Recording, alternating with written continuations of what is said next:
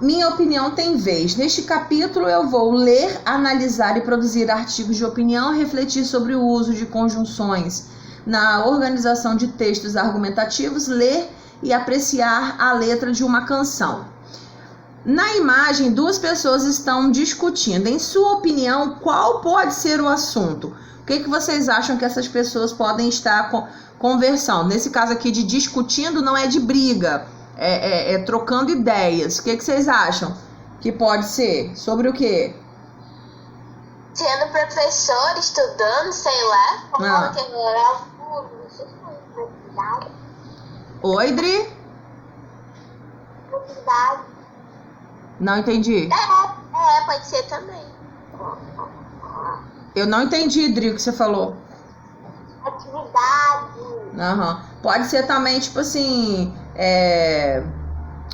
Pode ser qualquer tipo de assunto, né? Pessoas também que estudam direito, trocando ideias sobre esses assuntos, né? Pode ser qualquer coisa. Aqui pergunta se você já discutiu com alguém sobre o que discutiram. Todo mundo já discutiu com alguém, seja para trocar ideia, seja para brigar, né?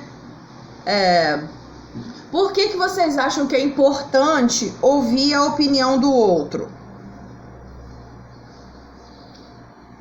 Fala o que vocês acham que está na cabeça de vocês. Por que vocês acham que é importante a gente ouvir a opinião da outra pessoa? Para entender o outro lado. Isso, para entender o outro lado. Lembra que eu falei para vocês que uma história sempre tem duas versões? Cada pessoa tem a visão diferente da história, né? Aconteceu alguma coisa e uma pessoa vai contar da forma que ela viu, da forma que ela sentiu, da forma que ela fez, e a outra pessoa, né, vai contar do jeito dela. Não que um seja mentira e outro seja verdade, em alguns casos são, né? Mas às vezes a gente tem que ouvir a opinião do outro para que a gente entre em confronto com a nossa, para que a gente possa entender a situação de forma melhor, né? Você ia falar alguma coisa, Natanzinho? Pode falar. Fala só um pouquinho mais alto. É tipo bolacha e biscoito? Tipo bolacha e biscoito. Isso aí. Então vamos lá agora para a próxima página. Segundinho. Vamos lá. Artigos de opinião. Os artigos de opinião, vamos dar uma grifadinha nisso aí, por favor? Os artigos de opinião são textos que expressam o pensamento de seus autores sobre determinados assuntos. Quer dizer, a pessoa que escreve um artigo de opinião vai botar o pensamento dele referente a um determinado assunto. Se eu pedisse para vocês fazerem um artigo de opinião sobre as eleições, cada um ia dizer o que vocês pensam sobre esse assunto, sobre como é a campanha, sobre essa sujeira que os políticos fazem na rua, né? Sobre o interesse real deles estarem assumindo cargos públicos. Aí seria uma coisa de cada um, tá? Os argumentos são usados para sustentar e dar credibilidade aos pontos de vista do autor e tentar convencer o leitor. Quer dizer, quando você dá um artigo de opinião, você tem que usar argumentos, quer dizer, você tem que usar palavras, tem que usar coisas que vá convencer aquela pessoa que vai ler de que a sua opinião ou ela está certa ou ela tem uma base de verdade muito grande para que ela possa pensar e de repente mudar o seu ponto de vista. O texto a seguir discute a importância da vacina. Em sua opinião, qual é a importância da vacina? Você já tomou algum tipo de vacina? Com certeza, né, gente? Todos vocês são vacinados, tem cadernetinha de vacinação, né? Porque existe um cronograma de vacinas que precisa ser respeitado. Hoje nós estamos com um grande problema, que é a vacina contra o Covid, que ainda tem muitos rumores em volta dessa vacina. É uma vacina que está sendo feita na China e está vindo para cá para ser testada. Algumas pessoas estão aceitando, né, fazer o teste e algumas pessoas estão morrendo e tá assim, né? Eu achei até engraçado que fizeram um meme dizendo assim, que achava que a vacina tinha que ser testada primeiro lá no Congresso, Todos os políticos tinham que ser os primeiros a serem vacinados. Se eles não morressem, a população tomava vacina também, né? Mas estão jogando para a população tomar como teste. Todo mundo sabe que teste, né, é uma coisa que pode ser boa ou não, né? Mas tá vindo para cá o negócio. Então tá dando um buchicho muito grande sobre essa vacina contra o Covid. Não estamos falando das outras que nós já conhecemos, porque nós já tomamos, né? Já são coisas que são testadas pela Anvisa, pela Organização Mundial da Saúde, e essa contra o Covid ainda não foi aprovada por esses órgãos. Daniel, você queria falar alguma coisa? Não, filho. Ah, tá, pensei que era você que tinha falado. Alguém falou alguma coisa. Sim, eu falei, mas tipo... Artigo, a importância da vacina. Artigo escrito pela repórter mirim Ana Clara, do 5º ano A do Colégio Notre Dame. Como a vacina funciona? A vacina é uma substância que contém o vírus da doença morto ou enfraquecido. Assim, quando o nosso corpo recebe a mensagem de que há um intruso, ele irá combater o vírus. Quando o vírus de verdade aparecer, o nosso corpo já vai saber como reagir. Como ela surgiu? A primeira vacina foi criada por um médico inglês, Edward Jenner, que observou que muitas pessoas não ficavam doentes mesmo quando entravam em contato com o vírus da varíola humana, uma doença que pode levar à morte. Em 1796, os pais de um menino estavam com medo de que seu filho pegasse varíola e pediram ajuda ao médico. O Dr. Jenner fez alguns arranhões no braço do menino e contaminou o local com pus, retirado de uma ferida de varíola de vaca. Tempos depois, quando entrou em contato com o vírus da varíola humana, ele não ficou doente. Hoje em dia também há vacina de gotinha, que é aplicado na boca. Aí aqui tá explicando o que é pus, todo mundo sabe o que é pus, né? Aquele negócio que sai de machucado quando tá infeccionado. Por que há pessoas contra a vacinação? Em 1998, um médico chamado Andrew Wakefield publicou um estudo relacionado ao autismo em crianças com vacina MMR, a tríplice viral, que protege contra sarampo, cachumba e rubéola. Ele afirma categoricamente que a vacina era a causa do autismo de seus pacientes. Anos depois, descobriu-se que não somente o estudo era uma fraude, com todos os dados forjados, como também que o doutor havia sido financiado por um advogado que pretendia lucrar milhões processando os fabricantes de vacina, e que ele mesmo pretendia patentear uma nova vacina para substituir a MMR. O médico foi julgado na Inglaterra e considerado culpado de fraude e conspiração. A revista retirou o estudo e se retratou. Wakefield teve sua licença cassada e foi demitido do instituto onde trabalhava.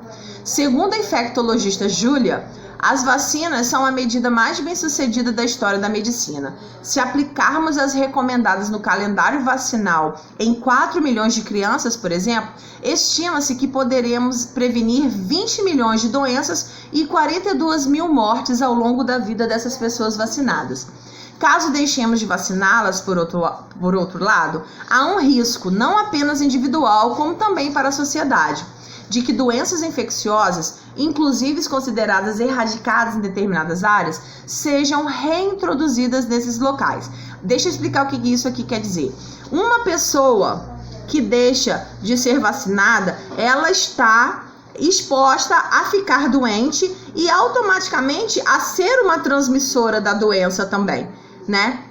E essa questão de doença erradicada. A febre amarela, ela estava erradicada do Brasil. O que significa? Não existia mais febre amarela no Brasil. Mas, há uns anos atrás, não sei, uns 3 anos atrás, acho que uns 3 anos atrás, teve uma epidemia. Começou numa cidadezinha aqui do Rio de Janeiro de febre amarela, né? Aí começou, porque geralmente febre amarela toma vacina quem vai para viajar para fora do país, ou quem vai para uma região do Amazonas, né? Porque é região de floresta onde tem muito mosquito. E houve um problema desse aqui, começou aqui esse foco no estado do Rio de Janeiro. E todo mundo precisou ser vacinado, né? Para que contesse esse surto, e o negócio deu certo, tá? O que pensam as pessoas que defendem as vacinas? Na minha opinião, a vacina é uma importante medida preventiva, pois várias doenças já foram erradicadas por causa dela. O que é preventiva, gente? É para ter prevenção para não ficar doente. O que acontece, por exemplo, quando o pessoal vai tomar vacina contra a gripe? Às vezes a pessoa fica gripada, mas é porque a pessoa já está com o vírus dentro dela e através da vacina ele vem à tona para ir embora. Também acho que nós deveríamos prevenir que imigrantes não vacinados entrem em nosso país. Há pessoas no Brasil que não tomaram certas vacinas, porém só não estão doentes porque todos à volta estão vacinados. Então sugiro que construam como se fosse postos de saúde perto de rodoviárias, aeroportos, fronteiras, para que esses imigrantes não vacinados não passem doenças novas ou que já foram erradicadas para a população brasileira. Confira outras opiniões. Aqui vem falando sobre algo muito real do nosso dia, do nosso cotidiano. Porque se houvesse prevenção nos nossos aeroportos, rodoviárias, portos, de repente o Covid não teria chegado aqui. Porque o Covid foi transmitido dessa forma. Pessoas que estavam num determinado país contaminado, foi para o seu e nisso o negócio espalhou para geral, tá? Temos ouvido notícias de casos de doenças que no passado tinham sido erradicados no nosso país. Eu acredito que a vacina é muito importante porque várias doenças já foram erradicadas pela vacina e não deve confiar em tudo que falam por aí. Isso aqui são pessoas que estão dando suas opiniões, tá? Sou a favor porque as vacinas são desenvolvidas para tornar a população imune à doença. Uma frase que marcou muito um dos textos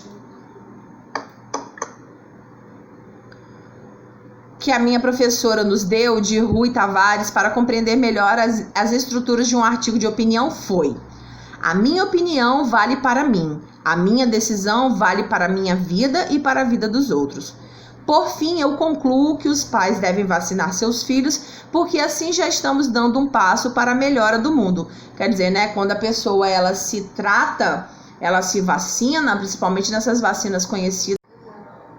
Então aqui, vem falando aqui, após a leitura do texto, responda às perguntas. Segundo o texto, como a primeira vacina surgiu?